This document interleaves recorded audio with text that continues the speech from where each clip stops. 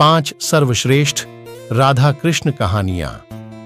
राधा कृष्ण की कहानी दुनिया में राधा कृष्ण की जोड़ी को अमर माना जाता है।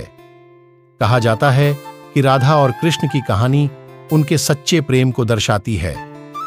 श्री कृष्ण के प्रति राधा की भक्ति और समर्पण निष्कलंक था। दुनिया की सभी प्रेम कहानियों में से सबसे अनोखी है राधा और श्री कृष्ण की प्रेम कहानी। ऐसा इसलिए क्योंकि यह भौतिकता से परे था। आज भी श्री कृष्ण का कोई ऐसा मंदिर नहीं होगा जिसमें राधा जी की मूर्ति स्थापित न हो। हालांकि यह भी सच है कि कई विशेषज्ञ राधा को एक काल्पनिक चरित्र बताते हैं। ऐसा इसलिए है क्योंकि राधा का उल्लेख न तो महाभारत में है, न ही विष्णु पुराण या भगवद गीता में। वैसे दशम स्कंद में महारास का वर्णन अवश्य है और राधा का भी उल्लेख है। राधा के नाम का उल्लेख ब्रह्मवैवर्त पुराण में भी मिलता है। कुछ स्थानों पर यह भी उल्लेख मिलता है कि कृष्ण की 64 कलाएं उनकी गोपियाओं थीं और राधा उनकी महाशक्ति थीं। इसका मतलब यह था कि राधा और गोपी कृष्ण की शक्तियां थीं जिन्होंने स्त्री रूप धारण किया था।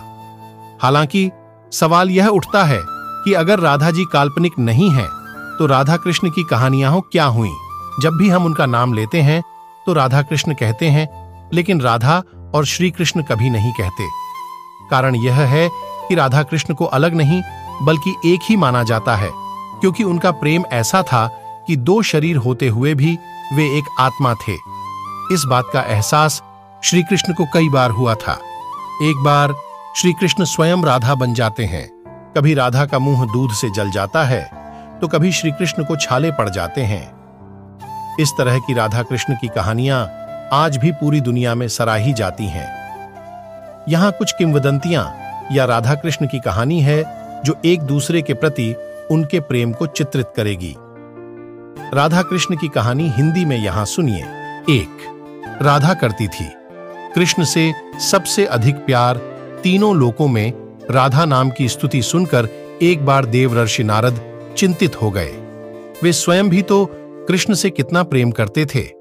अपनी इसी समस्या के समाधान के लिए वे श्री कृष्ण के पास जा पहुंचे तो उन्होंने देखा कि कृष्ण सिर दर्द से कराह रहे हैं।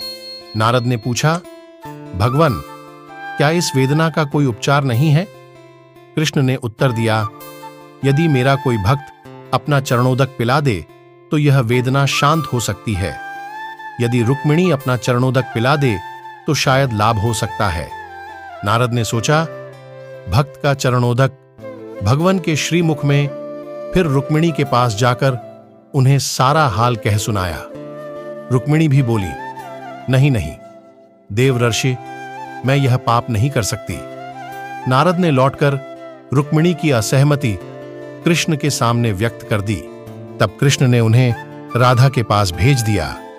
राधा ने जैसे ही सुना तो तुरंत एक पात्र में जल लाकर उसमें अपने पैर डुबा दिए और नारद से बोली, देवर्षि, इसे तत्काल कृष्ण के पास ले जाइए। मैं जानती हूं इससे मुझे घोर नरक मिलेगा, किंतु अपने प्रियतम के सुख के लिए मैं यह यातना भोगने को तैयार हूं। तब देवर्षि नारद समझ गए कि तीनों लोकों में राधा के प्रेम की स्तुति क्यों हो रही है। प्रस्तुत प्रसंग में राधा ने आपने प्रेम का परिचय दिया है। यही है सच्चे प्रेम की पराकाष्ठा, जो लाभ हानि की गणना नहीं करता। 2. राधा कृष्ण के प्रथम दर्शन। पुराणों में श्री कृष्ण की शाश्वत जीवन संगिनी देवी राधा को बताया गया है। ब्रह्मवैवर्त पुराण में बताया गया है कि राधा और कृष्ण का प्रेम लोक नहीं बल्कि पारलोक है। सृष्टि की उत्पत्ति से और सृष्टि के अंत होने के बाद भी दोनों नित्य गोलोक में निवास करते हैं। लेकिन लौकिक जगत में श्री कृष्ण और राधा का प्रेम मानवीय रूप में था और इस रूप में इनके मिलन और प्रेम की शुरुआत की बड़ी ही रोचक कथा है। एक कथा के अनुसार देवी राधा और श्री कृष्ण की पहली मुलाकात उस समय हुई थी जब देवी राधा 11 माह की थीं और भगवान श्री कृष्ण सिर्फ 1 दिन के थे। मौका था श्री कृष्ण का जन्मोत्सव। मान्यता है कि देवी राधा भगवान श्री कृष्ण से 11 माह बड़े थी और कृष्ण के जन्मोत्सव पर अपनी माता कीर्ति के साथ नंदगांव आई थी। यहाँ श्री कृष्ण पालने में झूल रहे थे और राधा माता की गोद में थी। भगवान श्री कृष्ण और देवी राधा की दूसरी मुलाकात लौकिक न होकर अलौकिक थी। इस संदर्भ में गर्ग संहिता में एक कथा मिलती है। यह उस समय की बात है जब भगवान श्री कृष्ण नन्हे बालक थे। उन दिनों एक बार नंदराय जी बालक श्री कृष्ण को लेकर भांडीर वन से गुजर रहे थे। उसे समय अचानक एक ज्योति प्रकट हुई जो देवी राधा के रूप में दृश्य हो गई। देवी राधा के दर्शन पाकर नंदराय जी आनंदित हो गए। राधा ने कहा कि श्री कृष्ण को उन्हें सौंप दें। नंदराय जी ने श्री कृष्ण को राधा जी की गोद में दे दिया। श्री कृष्ण बाल रूप त्याग कर किशोर बन गए। तभी ब्रह्मा जी भी वहां उपस्थित हुए। ब्रह्मा जी ने कृष्ण का विवाह राधा से करवा दिया। कुछ समय तक कृष्ण राधा के संग इसी वन में रहे। फिर देवी राधा ने कृष्ण को उनके बाल रूप में नंदराय जी को सौंप दिया। राधा कृष्ण की लौकिक मुलाकात और प्रेम की शुरुआत संकेत नामक स्थान से माना जाता है। नंदगांव से 4 मील की दूरी पर बसा है बरसाना गांव। बरसाना को राधा जी की जन्मस्थली माना जाता है। नंदगांव और बरसाना के बीच में एक गांव है जो संकेत कहलाता है। इस स्थान के विषय में मान्यता है कि यहीं पर पहली पर भगवान श्री कृष्ण और राधा जी का लौकिक मिलन हुआ था। हर साल राधाष्टमी यानी भाद्र शुक्ल अष्टमी से चतुर्दशी तिथि तक यहाँ मेला लगता है और राधा कृष्ण के प्रेम को याद कर भक्तगण आनंदित होते हैं। इस स्थान का नाम संकेत क्यों हुआ, इस विषय में कथा है। जब श्री कृष्ण और राधा के पृथ्वी पर प्रकट होने का समय आया तब एक स्थान निश्चित हुआ जहां दोनों का मिलना तय हुआ।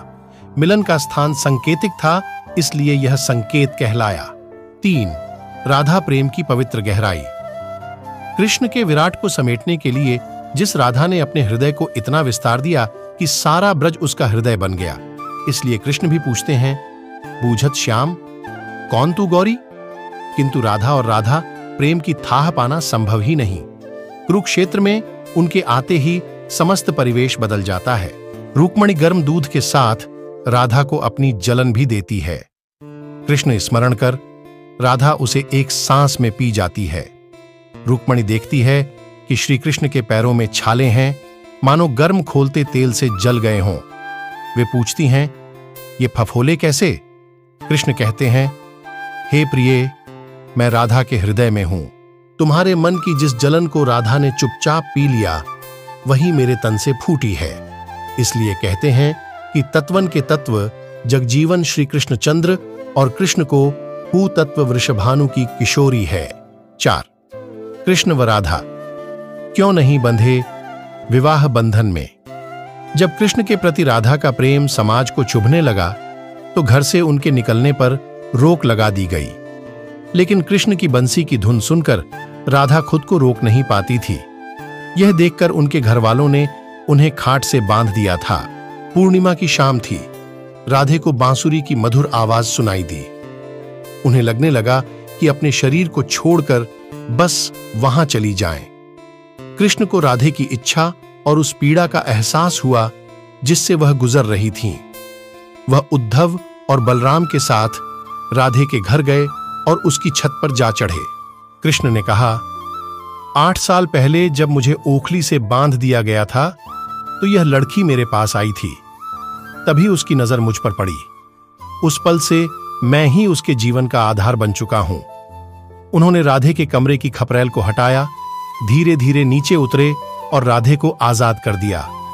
इतने में ही बलराम भी छत से नीचे आ गए। उन्होंने कृष्ण और राधे दोनों को उठाया और बाहर आ गए। इसके बाद सभी ने पूरी रात खूब नृत्य किया। अगली सुबह जब मां ने देखा तो राधे अपने बिस्तर पर सो रही थीं। पूर्णिमा का यह अंतिम रात था। कृष्ण ने माता यशोदा से कहा कि वह राधे से विवाह करना चाहते हैं। इस पर मां ने कहा, राधे तुम्हारे लिए ठीक लड़की नहीं है। इसकी वजह है कि एक तो वह तुमसे 5 साल बड़ी है, दूसरा उसकी मंगनी पहले से ही किसी और से हो चुकी है।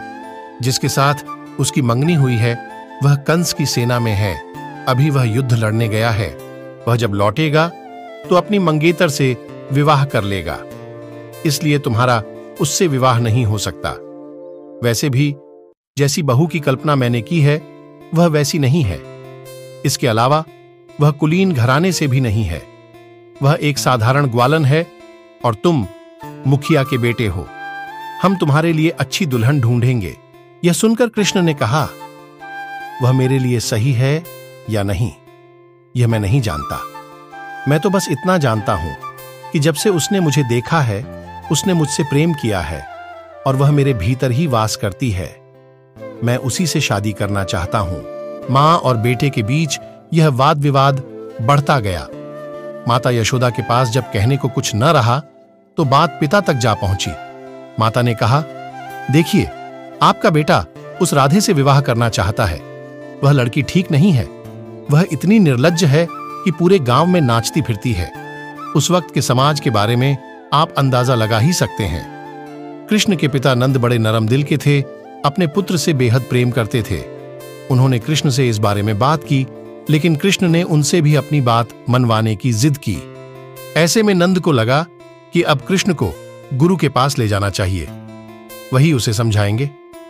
गर्गाचार्य और उनके शिष्य संदीपनी कृष्ण के गुरु थे। गुरु ने कृष्ण को समझाया, तुम्हारे जीवन का उद्देश्य अलग है।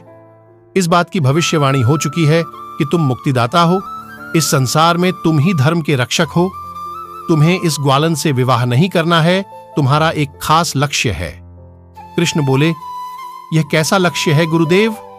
अगर आप चाहते हैं कि मैं धर्म की स्थापना करूं तो क्या इस अभियान की शुरुआत मैं इस अधर्म के साथ करूं? आप समाज में धार्मिकता और साधुता स्थापित करने की बात कर रहे हैं। क्या यह सही है कि इस अभियान की शुरुआत एक गलत काम से की जाए? गुरु गर्गाचार्य ने कहा, धर्म विरुद्ध काम करने के लिए तुमसे किसने कहा?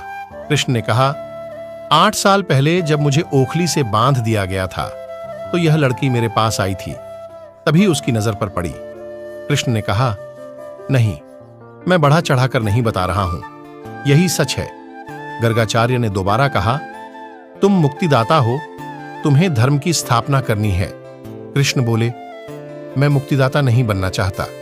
मुझे तो बस अपनी गायों से, बछड़ों से, यहां के लोगों से, अपने दोस्तों से, इन पर्वतों से, इन पेड़ों से प्रेम है और मैं इन्हीं के बीच रहना चाहता हूं। उस पल से मैं ही उसके जीवन का आधार बन चुका हूं। उसका दिल, उसके शरीर की हर कोशिका मेरे लिए ही धड़कती है। एक पल के लिए भी वह मेरे बिना नहीं रही है। अगर एक दिन मुझे न देखे तो वह मृतक के समान हो जाती है। वह पूरी तरह मेरे भीतर निवास करती है और मैं उसके भीतर। ऐसे में अगर मैं उससे दूर चला गया तो वह निश्चित ही मर जाएगी। मैं आपको बताना चाहता हूं कि जब सांपों वाली घटना हुई, अगर मैं वहीं मर जाता तो गांव में दुख तो बहुत से लोगों को होता, लेकिन राधे वहीं अपने प्राण त्याग देती। देखो, हर कोई सोचता है कि कृष्ण अजेय हैं, वह मर नहीं सकते, लेकिन खुद कृष्ण अपनी नश्वरता के प्रति पूरी तरह सजग थे। गर्गाचार्य ने कहा, तुम्हें नहीं लगता तुम पूरी घटना को कुछ ज्यादा ही बढ़ा चढ़ाकर बता रहे हो? कृष्ण ने कहा, नहीं, मैं बढ़ा चढ़ाकर नहीं बता रहा हूं, यही सच है। गर्गाचार्य ने दोबारा कहा, तुम मुक्तिदाता हो, तुम्हें धर्म की स्थापना करनी है। कृष्ण बोले, मैं मुक्तिदाता नहीं बनना चाहता। मुझे तो बस अपनी गायों से, बछड़ों से, यहां के लोगों से, अपने दोस्तों से, इन पर्वतों से, इन पेड़ों से प्रेम है और मैं इन्हीं के बीच रहना चाहता हूं। यह सब सुनने के बाद गर्गाचार्य को लगा कि अब समय आ गया है कि कृष्ण को उनके जन्म की सच्चाई बता दी जाए। और ऐसे राधे कृष्ण की प्रेम गाथा का अंत हुआ। 5. राधा कृष्ण की प्रेम कथा का अंत। लोक कथाओं के अनुसार अपने जीवन के अंतिम दिनों में राधा ने अपना घर छोड़ दिया था और कृष्ण से मिलने द्वारका चली गई थी। जब आखिरकार ये दोनों मिले तो दोनों ने कुछ नहीं कहा। दोनों जानते थे कि मन से दोनों जुड़े हुए थे, लेकिन राधा को लगा कि कृष्ण से करीब रहना उस तरह का सुख नहीं दे रहा है जिस तरह उन्हें तब लगता था जब वो मन से कृष्ण से जुड़ी हुई थी। राधा बिना कुछ बोले महल छोड़कर चली गई। अंतिम क्षणों में कृष्ण ने राधा की अंतिम इच्छा पूरी की, जिसमें उन्होंने राधा को सबसे मधुर बांसुरी की धुन बजाकर सुनाई। इसके बाद ही राधा जी कृष्ण में विलीन हो गईं। किसी भी पुराण में राधा की मृत्यु वर्णन नहीं मिलता। क्यों नहीं मिल पाए राधा श्याम। गर्ग संहिता के गोलोक का कांड में देवर्षि नारद और मिथिला नरेश के बीच का संवाद बताया गया है। ये राधा और श्रीधामा के श्राप के कारण हुआ था कि राधा और कृष्ण को 100 सालों का वियोग झेलना पड़ा था। श्री गर्ग संहिता के विश्वजीत कांड के 89वें अध्याय में एक और कहानी लिखी गई है। कहा गया है कि राधा और कृष्ण 100 साल बाद सूर्य ग्रहण के दौरान होने वाले एक यज्ञ में मिले थे जो कुरुक्षेत्र में हो रहा था। इस दौरान राधा को योगेश्वर भगवान अपने रानियों और गोपियों के साथ ले गए द्वारका। यहां सभी ने राजसूया यज्ञ में हिस्सा लिया जिसे राजा उग्रसेन ने करवाया था। उस समय राधा कृष्ण के साथ उनकी पत्नी के तौर पर थीं और यहीं लिखा जाता है कि राधा की शादी कृष्ण से हुई थी और वो छाया राधा थीं जो रायन गोपा से शादी कर कृष्ण की मामी बनी थीं। पर सिर्फ इस यज्ञ को ही राधा और कृष्ण की शादी का सबूत माना जाता है। कृपया मेरे YouTube चैनल को सब्सक्राइब करें। नवीनतम वीडियो देखने के लिए बेल आइकन दबाएं। पूरा वीडियो देखें, लाइक करें और शेयर करें। धन्यवाद। मेरा समर्थन करें। धन्यवाद देखने के लिए।